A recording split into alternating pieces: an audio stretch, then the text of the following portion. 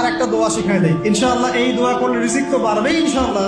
আপনার যত ঋণ আছে ইনশাআল্লাহ আল্লাহ পাক শোধ করে দিবেন। আলী রাদিয়াল্লাহু আনহু বলেছেন, কোন ব্যক্তির যদি পাহাড়ের সমানও ঋণ থাকে, এই দোয়া যদি আমল করে আল্লাহ পাক ওই ঋণও শোধ করে দিবেন ইনশাআল্লাহ।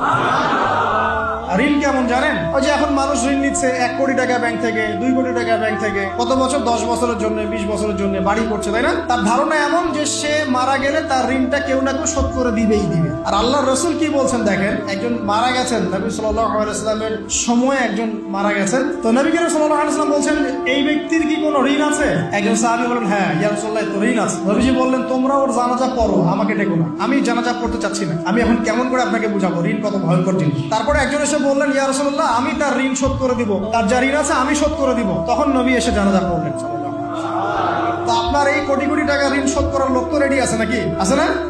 আল্লাহ পাক বলেছেন, শহীদ, আল্লাহর পথে যুদ্ধ করে শহীদ হয়েছে, এই ব্যক্তির আত্মাও ঝুলে থাকে যতক্ষণ পর্যন্ত না তার ঋণটা শোধ করা। এবার বলেন আমি কি বুঝাবো? তো এখন সেই দোয়া শিখাচ্ছি আপনাদেরকে, যে দোয়া শিখলে আপনারা ঋণ থেকে বাঁচবেন ইনশাআল্লাহ। আমার সাথে বলেন, দোয়াটা হচ্ছে, আল্লাহুম্মা ইকফিনি বিহালালিকা আন হারামিকা ওয়া আগনিনি বিফদলিকা আম্মান সিওয়াকা।